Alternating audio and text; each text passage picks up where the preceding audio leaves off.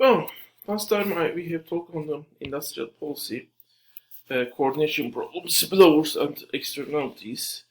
Coordination problem in some cases might also be, for example, some policies that might prevent price wars between the companies. Each company might rather want to set a lower price to get all demand to itself, but that might lead to price levels that are very low, and actually both companies might go bankrupt.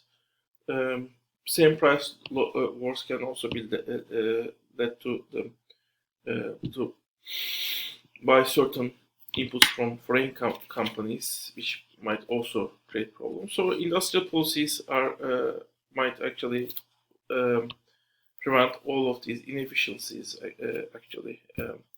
As I said, it's complementing the market. It's not replacing. It should not replace the market, according to the new institutionalist policy, institutionalist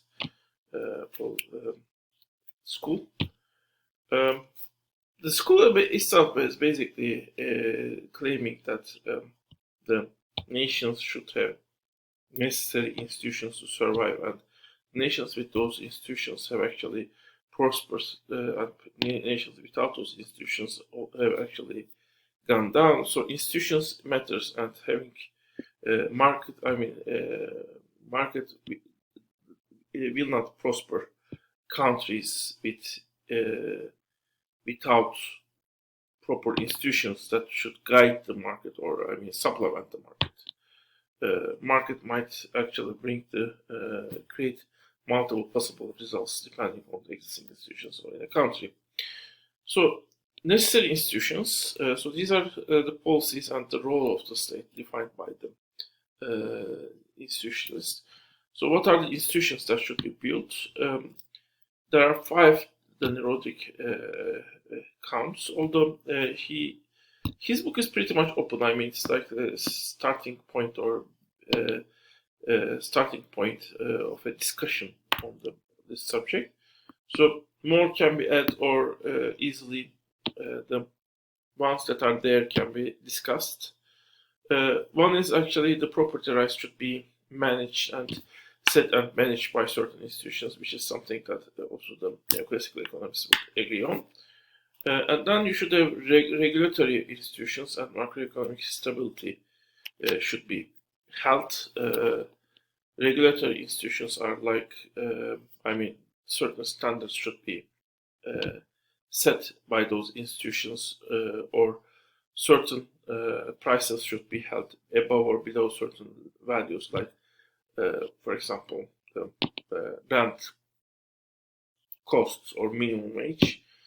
Macroeconomic stability is actually, the fiscal policies, and certain institutions should determine fiscal policies and monetary policies, if possible, of course, to create a stable economy. I mean, won't let crises happen, or if they happen, they should make sure that the depressions created by the crisis will end as soon as possible. Then there should be social insurance, so that no one, everyone will have at least a minimum level of life standards. And then there should be conflict management institutions. I mean, courts might be an example of it, but there could be also some institutions which might actually solve the social level of conflicts. I mean, in economic sense, and the workers and the employers conflict between them, or even well, maybe the farmers and the large companies, or the even international corporations and the farmers. So whenever conflict between different agents is created, you don't let that conflict play out. Both agents lose something, as well as the strongest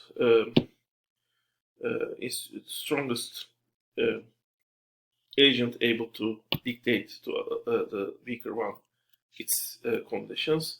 Rather, you have institutions that manage the conflict, basically, if necessary, give each side certain tools to protect or defend their rights, and if necessary, also uh, create agencies that will bring the agents in at the table and solve the problem by discussing with both of those agents. Okay. So lastly, I want to show you a video which is basically Danilo Dick himself talking on basically his viewpoints and greater aspects of the world economic system. I'll listen, and he's certainly interesting. I mean, maybe among the living economists, even one of the most powerful economists. But anyway, this is the end of this lecture.